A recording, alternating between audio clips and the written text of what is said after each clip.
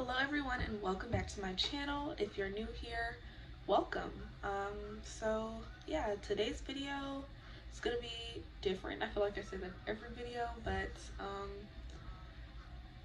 I believe, if I'm still correct, September is like Suicide Prevention Month or Mental Health Awareness Month, something like that. And I just wanted to, speak on it. I felt like this is something very important, especially in the Black community, because I feel like as Black people, we often not necessarily don't believe. I believe now we're getting very much more into mental health, but it's something that we usually don't really talk about. And I wanted to. So, yeah, let's get straight into the video. Okay, well, I don't even know where to start, honestly. I've been struggling, or not struggling, I don't even know,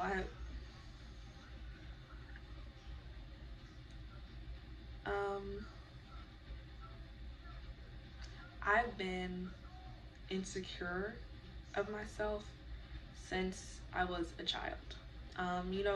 This usually happens, when you go to school. And that's basically what happened to me. I went to school, and um, kids aren't always nice, as we know, and they say things that make you question yourself and your worth. And that's basically what happened to me between school and, I'm not really going to get into detail, but between school and this other thing that I go to all the time, like I still go to now, and um, it still makes me uncomfortable, but it's not something that I can just stop doing because it's not fair to me, if that makes sense. The only reason I'm not going to go into details because I know a lot of my family and friends watch this, and I don't want to offend anyone or cause any problems, but this is my story. This is what happened to my life, and I'm just going to leave a disclaimer here. This is my point of view. I don't know what the other people are thinking, or what they meant by it, but this is how I felt and what I thought when these things happened to me. So at school, I was really fine until I went to I don't know, I went to public school. I don't know. When I went to actually, my last year at Aurora was pretty rough. My last year, so like started really in kindergarten. You always get picked on. And I realized around first, second grade that, I looked different from everybody. And no, I went to like Black school. So when I said I looked different from everybody, is that I was always the lightest one, or very light skinned compared to everyone else. And I'm not saying this like, oh, they bullied me because I was light skinned and pretty and they were jealous. No, I don't think it was like that at all. I honestly think I was just someone who stood out from everyone else because I was so fair. And I think that the other kids just used that as a way to like pick at me because, I was different. I didn't look like everybody else. And, kids do that. Like if somebody had short hair and everybody else had long hair, they would pick on the short-haired girl because they have short hair. You're like, you know what I mean? So back to what I was saying. The girls never really, it wasn't even just the girls, but the girls really never did anything to make fun of my skin color or make it seem like they didn't like me. But I was very aware. I don't know how I was aware, but I was aware that if I was darker, that this probably wouldn't be happening to me. So that led me to, I remember like being in first, second grade, I used to like, at one point I would like pray to God at night to make me darker skin so I wouldn't be picked on at school. Of course, that didn't happen. But looking back, like, I don't know why I never told my parents about it. Maybe I did, I don't know. But I just kind of, kept it to myself, I believe. And even at the other place that I go to, um, these adults had told me, just because you're light skinned doesn't mean you're pretty. Just because you have long hair doesn't mean you're pretty. And at a young age, hearing that, it made me think, because again, I was really the only like fair skinned one. Everybody else was like brown skin. Maybe I'm like light brown, but I was only like yellow, like pale kid. And so that I felt like that was a target at me. And I felt like, well, if she's saying that, I must be ugly. And don't get me wrong, my parents and my grandparents and my aunts and my uncles always told me that I was pretty. But when you're hearing from people outside your family that you're not, then that can really mess up your self-esteem. And that's something that's always made me like insecure to this day. Like even when I get like a new hairstyle, even though both my parents are black and both like all my grandparents are black, I look at myself and I'm like, maybe I shouldn't get like I didn't want to get faux locks for the longest time because I felt like I wasn't black enough to get them. Even though I could lock my own hair, even though I have thick hair, I just felt like, oh, because I'm so fair skinned and people automatically assume I'm mixed, that if I got faux locks, they would look down upon me or think wrongly about me. Think I was like appropriating black culture when I am in fact black. But now I realize like that's that's not the way to think, because I know who I am, so it doesn't matter what other people think. But it takes a long time to get to this point. It does. So yeah. So around that age, I knew, I didn't necessarily know what was wrong with me, but I knew that um, I didn't really like myself or like the way I looked. So I started to become very shy and quiet, because I didn't want to, be picked on. I wanted to just like blend in, so that people wouldn't make fun of me. So I guess moving on to middle school, or not even middle school. So basically, around fourth, fifth grade, these girls picked or were actually bullying me. And then when I went to transfer to a different um, school for fifth grade, they transferred as well. So I felt like I couldn't talk to any of the black people because the school was so small, and there weren't that many black people, that because they'd already turned all the kids around at the previous school, to the point where the only kids I could like play with during recess were like the preschoolers and the kindergartners, that they would do the same thing at the next school. And I think that's where it really led me, like, to shape me into the person I became.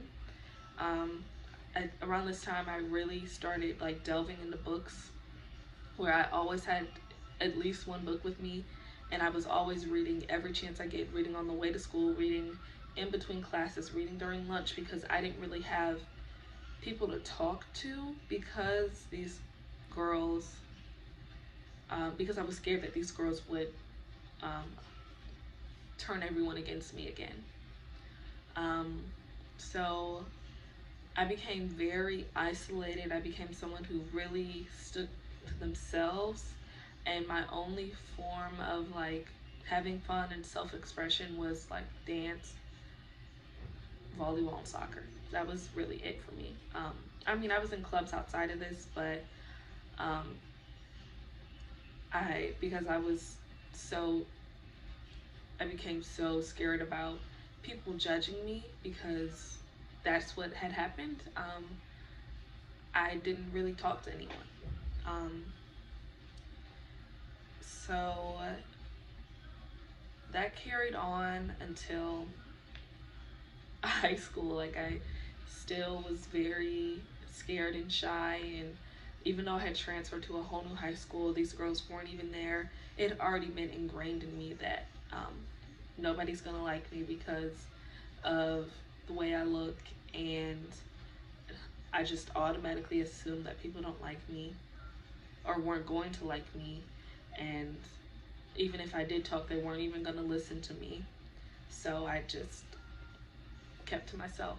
Um, and people always like make fun of me in class because they're like, Sydney, you're a cheerleader, but you don't even talk in class unless like you're called on or whatever. And I would just like ignore it because, you know, it's my business. I mean, I can get out on the sideline and do stunts and say cheers very loudly, but I just wasn't comfortable talking to people. Um, and it's kind of crazy because if you know me, like I did forensics in high school, so I was like doing competitions where I was like acting out these crazy characters, and like I literally, that was like one of my favorite things to do. And I love public speaking, I love performing, especially because I was a dancer, and that was just something I was always able to do. But if you wanted to talk to me in person, it was hard. Even my coaches during forensics, even though I had known them for years, like since 5th grade, whenever I started a new character, I had to like, it was like starting all over again with being comfortable with who I am. Because, you know, I usually did like storytelling or multiple, so you had to like act out like children's books. So, you know, one time I was like the big bad wolf, and I think my last ever one I did was I was a Dr. Seuss book, and you know those characters are crazy. You kind of have to go all out with them and everything. Um, and I love like doing stuff like that, but I just couldn't talk to people. So when I graduated and when I went to college, I thought like, now I'm really away from everyone. I can really just be myself, and I'll be able to make friends. Da da da da. You know, like I thought that I had like, now that I was just really free, I was going to a whole school that was 700 miles away from home, away from everybody and everything that has hurt me, that I'd be able to be this whole new person. That was a lie. A lie I told myself, because I really struggled. Freshman year really wasn't that bad because everyone was new and everyone was looking for friends, and we were all kind of hurting towards the same goal. But sophomore year is what really got me. Sophomore year, I felt like everyone had found their little group or their close friend, and I still hadn't found mine. I mean, I had a boyfriend, so like, I had him, but besides him, I felt like I was constantly bothering him, even though I really wasn't. But I realized I was just so insecure, that I felt like, um, because I was so insecure about not having friends or anything, or that I didn't have any real friends like that, that I was like annoying him because he probably wouldn't want to hang out with me that much if I had actual people to talk to. But that wasn't true at all. That's just how I felt. And I mean, I had my roommate or whatever, but she still, like, she has her own friend, and I didn't want to really intrude on that. So it became very like isolating at one point, because I felt like if I wasn't with my boyfriend, I didn't have anyone to hang out with or talk to. Like, there were many nights where I was in my room alone, and I'd be on the phone crying, calling my mom. I'm trying not to cry right now, because I just couldn't take it anymore. I tried to get into all these clubs, and nothing happened, and I was just, you know, by myself. And you know, I tried out for cheer multiple times, didn't make it. And now that I wasn't like cheering or dancing or playing volleyball or soccer, I just felt like I had nothing. nothing to, and I'm used to a very, very busy schedule. Like my mom in high school, in middle school, and elementary school kept me booked with things to do. I was in like 3 clubs outside of school, 1 club in school. I was in midnight golf during my senior year, and I was playing like freshman year, I played volleyball, basketball, soccer, and I was dancing on top of that. And then when I transferred schools, I was cheering and playing and running track. Um, so when I didn't have anything to do, like I was just tired of going to places by myself, tired of going to the movies by myself, tired of going to the mall by myself, because um, I was just so frustrated, and I felt like everybody has friends but me. So my boyfriend at the time told me, like, I'm really worried about you.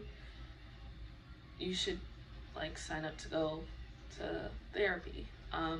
Which I ended up doing. It's something I'd always thought about, but I didn't want to because I didn't want my parents, like, in high school, if you told your parents that you wanted to go to therapy, especially when you have Black parents, you don't want them to think you're crazy. And I also didn't want my mom to be like, or my dad or my grandparents to be like, oh, you just need to read the Bible, because I like knew that that necessarily wasn't going to help me.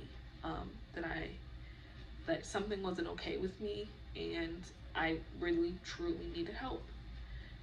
So I went to therapy, and then a couple weeks later, my therapist is like, I want you to talk to the other therapist to see if you need to be on any, like, she's gonna really diagnose you and see if you need to be on any medications or not.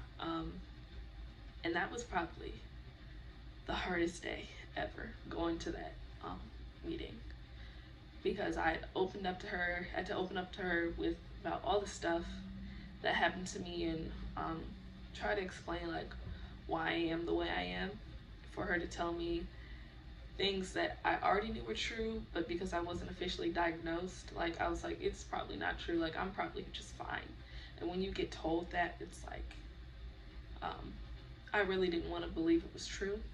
So, I was like already like sweating because I get so nervous and anxious, and then she tells me, oh, you have anxiety, and because you have anxiety, that usually leads to depression. When I got told that, I was just like burst out into tears, and she was probably looking at me like, why is she crying? Like, she's crazy. And I was also like stressed out because I had a whole presentation, I had a group presentation I had to do right after this. Like, I had class to go to and present a whole project.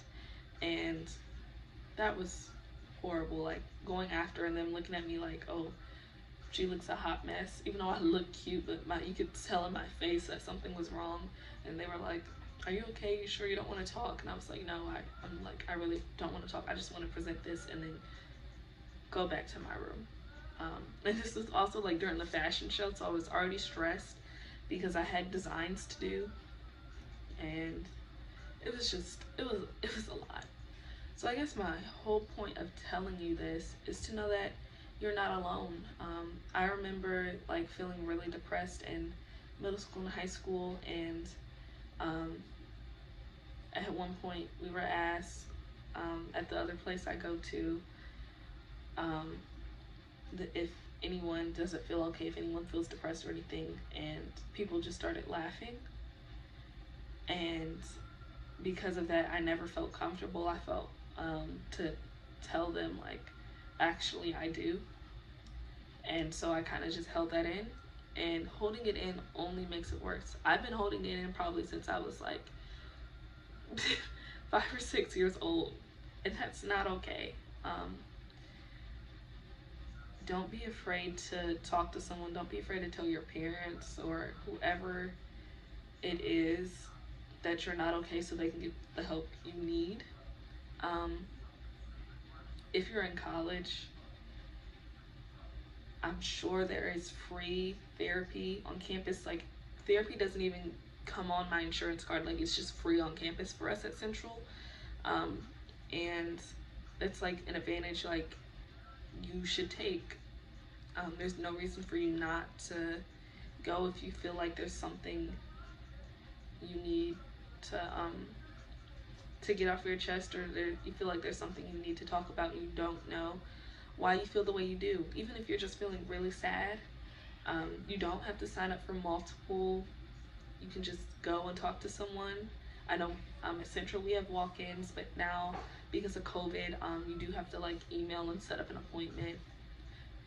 But I'm just saying it's been really helpful for me to try to work out things and realize that I'm not alone. I'm not the only one that feels this way. There's plenty of other people who are struggling with this. And I think now because of social media, you hear more about it. But as a kid, I didn't really understand what was going on. And two, I was afraid to tell people. Like, I didn't want them to think I was crazy or weird. So I'm here to say that everything's going to be okay. If you are thinking about suicide or anything like that, I'm going to leave the hotline number up here for you to call and talk to someone. And if you have finished this video, thank you so much for watching. I hope you are doing great, and I'll see you in my next video.